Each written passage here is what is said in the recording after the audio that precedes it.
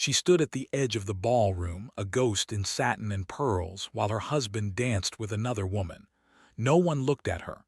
No one spoke to her. She was the Duchess of Thornwood, and yet she was nothing. The music swelled.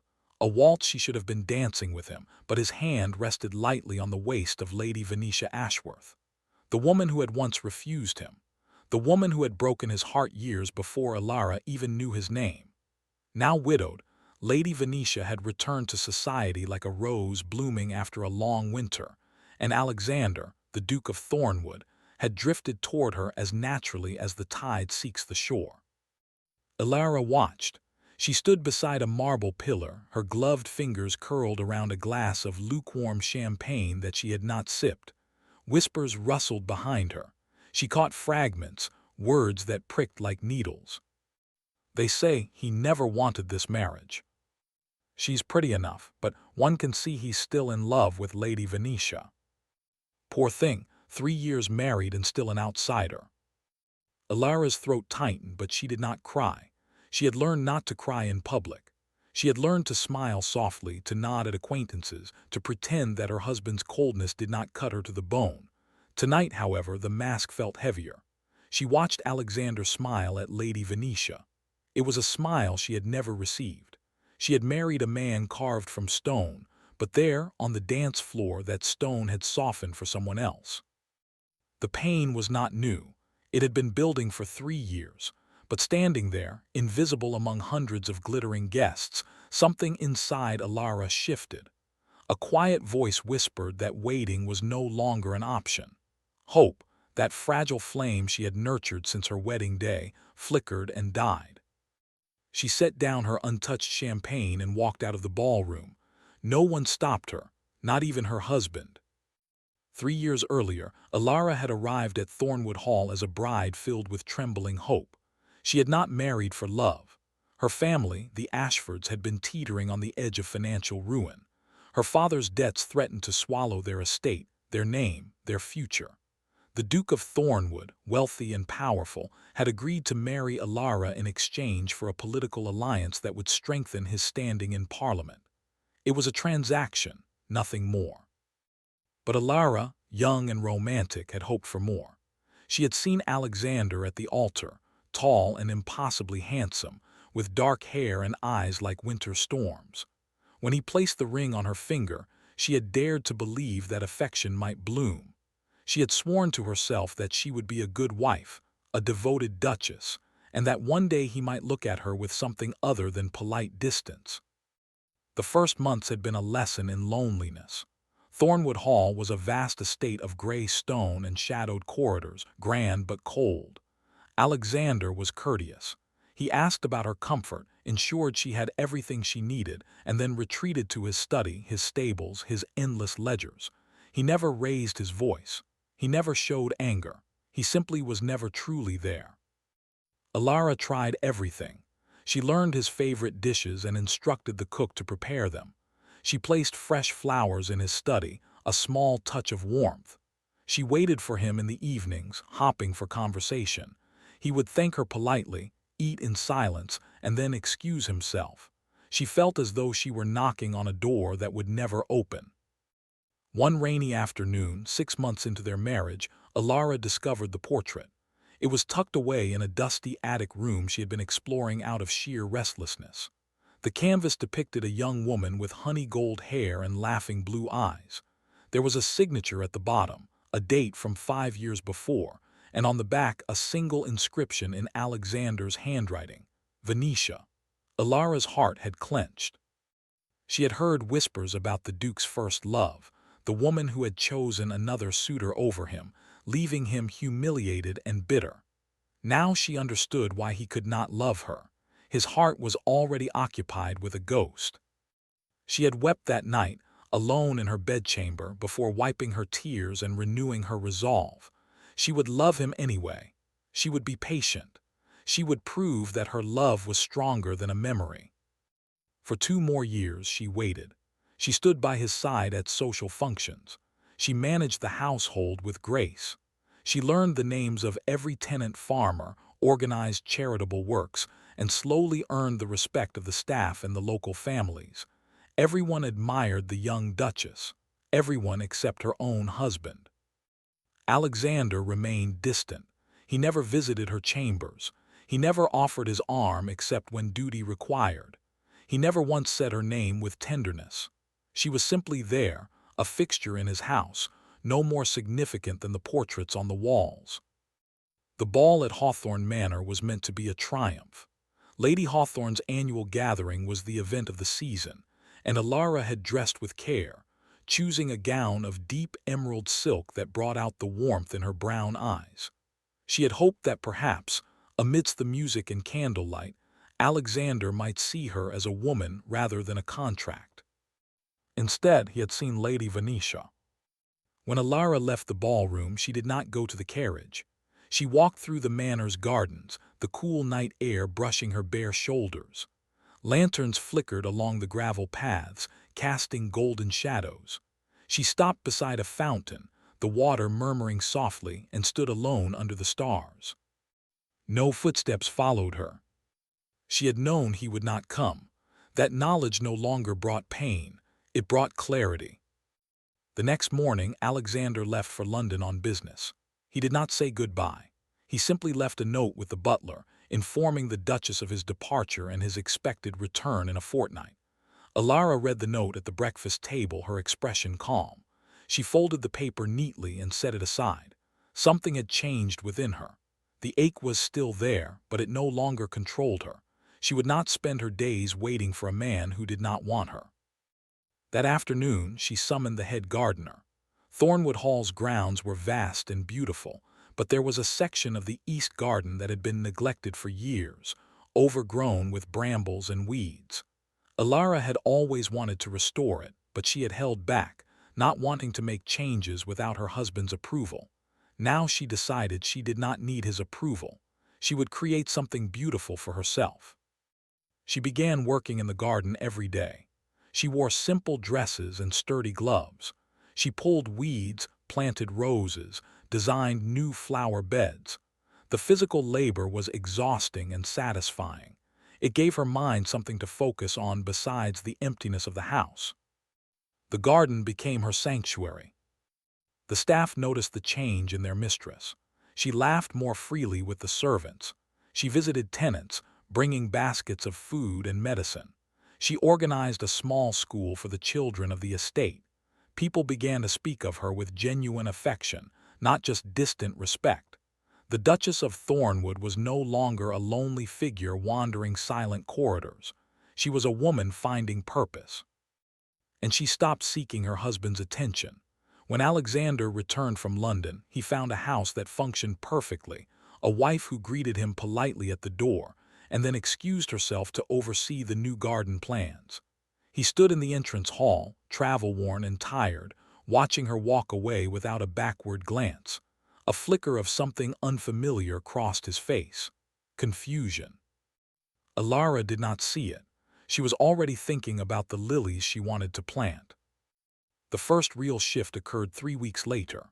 Alexander had been working in his study, a room that had once been heavy with silence, but now the faint sound of voices drifted through the open window. He looked out and saw Alara in the garden, laughing. Beside her stood a young man, tall and fair-haired, with rolled-up sleeves and dirt on his hands. It was Mr. Radley, the estate's land steward, a capable and personable man who had been helping with the restoration. Alexander watched them. Mr. Radley said something that made Alara smile, a wide, genuine smile that lit her whole face. The Duke had never seen that smile. He had never given her a reason to share it. A strange sensation coiled in his chest. It was unfamiliar and unwelcome. He told himself it was irritation. The steward was being overly familiar with the Duchess. That was all. But that evening at dinner he found himself studying his wife. She ate quietly, her movements graceful, her expression serene. She did not try to fill the silence with chatter as she once had. She did not ask about his day. She simply sat there, present yet somehow unreachable. Alexander cleared his throat. The garden seems to be progressing well. Alara looked up, a flicker of surprise in her eyes. Yes, it has been a rewarding project. I noticed Radley assisting you. He has been very helpful. He has an excellent eye for design." The Duke's jaw tightened. He was not a man accustomed to jealousy. He had never thought himself capable of such a petty emotion. Yet the image of his wife smiling at another man lingered in his mind long after dinner had ended. Weeks passed. Alara continued her work, her visits to tenants, her quiet fulfillment. She no longer waited in the drawing room in the evenings. She no longer brought tea to his study. She no longer sought him out at all. And the more she withdrew, the more Alexander found himself seeking her. He would wander into the garden on the pretense of inspecting the grounds. He would find reasons to pass by the village school she had established. He would watch her from a distance, a man haunted by something he could not name. One afternoon he returned early from a business meeting and found Alara in the library. She was not alone. Lord Cedric Wainwright, a charming and eligible viscount, sat across from her, both of them laughing over a book of poetry. Alexander stood in the doorway unseen, his hands clenching at his sides. Cedric was everything he was not, warm, expressive, openly admiring. And Alara looked at ease in his presence, her cheeks faintly flushed with amusement. The Duke stepped into the room. The laughter died instantly. Alara rose, her expression becoming politely neutral. "Your Grace, I did not expect you back so soon." "Evidently not." His voice was colder than he intended. Lord Cedric, sensing the tension, made a graceful exit. The door clicked shut. Alexander faced his wife. "You have been spending a great deal of time with others." Alara met his gaze steadily. "I have made friends. Is that a concern?" It is unseemly for a duchess to be so familiar with stewards and viscounts alike. A flash of something sharp passed through her eyes. "I have never acted improperly, but I will not apologize for seeking company. This house has been very quiet." The words hung in the air. He understood the unspoken accusation. He was the reason for the quiet. He was the one who had built the silence around her. For a moment something flickered in Alexander's expression. Guilt, perhaps, or regret. But he did not speak. He simply turned and left the room. That night Alara sat by her window, looking out at the moonlit garden she had created with her own hands. She thought of all the years she had wasted loving a man who could not love her back. She thought of the portrait in the attic, the ghost that still held his heart. She thought of Mr. Radley's kindness, Lord Cedric's open admiration, the small joys she had discovered outside her marriage. And she made a decision. The next morning, she asked Alexander to speak with her privately. He met her in the study, the same room where she had once lingered, hopping for a moment of his attention. Now she entered with composure, her hands folded, her heart steady. "I believe it would be best," she said calmly, "if I moved to the Dower House." The word struck him like a physical blow. He stared at her. "What?" "We can maintain appearances publicly, but privately there is no need for us to continue this pretense. You did not choose me. You have never wanted me. I am offering you your freedom." Alexander's face had gone pale. "You are my wife." "In name only." Her voice was gentle but firm. "I have spent 3 years trying to reach a man who will not let me in. I cannot do it any longer. I am not angry, Alexander. I am simply tired."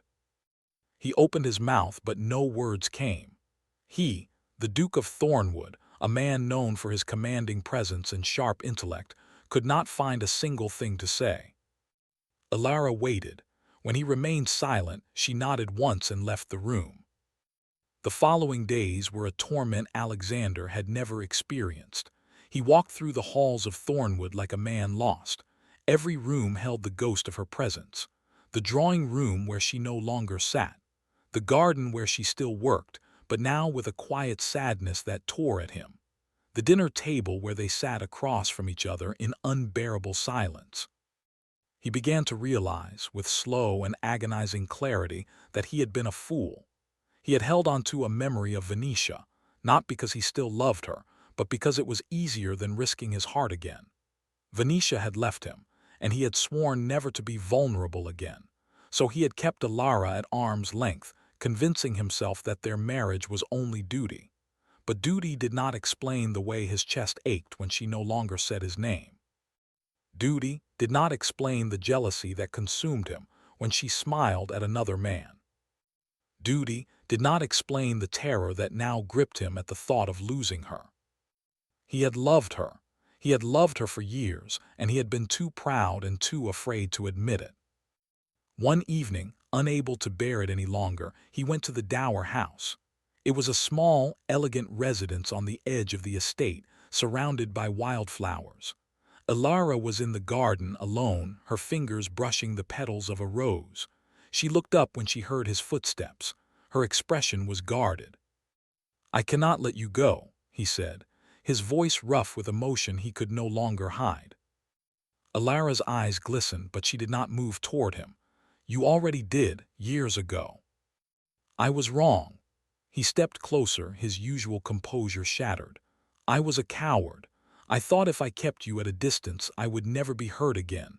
I did not realize that by doing so, I was hurting you, and I was hurting myself more than I ever imagined." She shook her head slowly. "It is not enough to be sorry, Alexander. I have lived in the shadow of Lady Venetia since our wedding night. I have given you everything, and you have given me nothing but silence. How can I believe you now?" He took a ragged breath. "Because I have never told you the truth." Ilara stilled. "What truth?"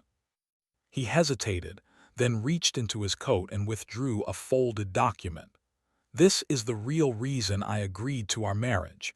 It was not only for political alliance." She took the paper with trembling fingers and unfolded it. It was a letter from her father, written shortly before his death. In it, her father revealed a long-hidden secret. Ilara's mother had not been of noble birth. Her grandmother had been a servant, a fact that, if exposed, could ruin Ilara's standing, strip her of her title, and destroy her family's reputation. The scandal would be devastating. Her father had begged Alexander to protect her, to marry her and shield her from the truth. Ilara's face drained of color. "You knew all this time." "I made a promise to your father. I thought the only way to protect you was to keep our marriage a matter of duty, not of the heart. I believed that if the scandal ever surfaced, a marriage of convenience would shield you from being accused of trapping me. I thought I was protecting you." A tear slipped down her cheek. "You were protecting me by making me feel unloved." "I was wrong," he said, his voice breaking. "I was so terribly wrong. I convinced myself that distance was safety, but it was cruelty, and I have regretted it every single day since I saw the light leave your eyes." She turned away, her shoulders shaking. The silence stretched, heavy with years of pain and misunderstanding. Then she whispered, "I thought you still loved her." "Venetia means nothing to me. She never did, not truly. I was a young man nursing a bruised pride. But you are my wife. You are the woman who brought warmth to this cold house. You are the one who made me feel something I had sworn I would never feel again. I love you, Ilara. I have loved you for so long that I forgot how to say the words." She turned back, her eyes searching his face. She saw the anguish there, the raw honesty. It was not the mask of the cold duke. It was the face of a man terrified of losing the only thing that mattered. He reached for her hand, his fingers trembling. "Please, do not leave me. Give me a chance to show you the love you deserved from the beginning." Ilara looked at their joined hands. She thought of the garden she had grown from barren soil, the strength she had found within herself, the woman she had become. She was no longer the desperate girl waiting at the altar. She was a woman who understood her own worth. But she also saw the man before her, broken and begging, and she remembered the quiet moments she had glimpsed beneath his coldness. The way he had once brought her a shawl when she sat too long by the window. The way he had defended her name against a gossiping lord. The way he had looked at her in the garden, not with indifference, but with a pain he could not voice. She took a deep breath. "I will not return to the way things were. I will not live in your shadow again." "I would never ask that," he said quickly. "I want to stand beside you, not in front of you. I want to learn how to be the husband you deserve, if you will let me." A long pause, then slowly she nodded. Then we start slowly, we build something new. Relief flooded his features. He pulled her gently into his arms, and for the first time in 3 years, Alara felt the steady beat of his heart against her cheek. It was not a fairy tale. It was not an instant cure, but it was a beginning. In the months that followed, Thornwood Hall transformed. The cold stone walls seemed to warm. Alexander no longer retreated to his study. He walked with Alara through the gardens, listening as she spoke of her plans. He attended the village school with her, meeting the children. He learned to laugh, cautiously at first, then freely. He held her hand in public and looked at her with an admiration that made society whisper in disbelief. The love they built was slow and deliberate, like a carefully tended vine. And when the old scandal of Alara's lineage finally surfaced, spread by a jealous Lady Venetia, Alexander stood before the Tun and declared that his wife's worth was beyond the measure of bloodlines. He announced that any insult to the Duchess of Thornwood would be met with his unwavering wrath. The scandal died in the face of his fierce protection. That evening, in the quiet of their private sitting room, Alara sat beside Alexander. A fire crackled in the hearth. She leaned her head against his shoulder. "I never thought I would feel this," she murmured. He pressed a kiss to her hair. "I am sorry it took me so long to find my courage." "You found it," she said. "That is what matters." He took her hand, tracing the lines of her palm. "I will spend the rest of my life making sure you never feel invisible again. You are the heart of this house, Alara. You always were." She closed her eyes, a soft smile curving her lips. Outside, the garden she had planted bloomed under the moonlight.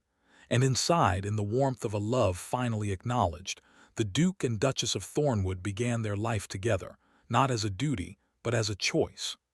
A choice made every day with every gentle word, every shared glance, every quiet moment of healing. The waiting was over. The loving had just begun.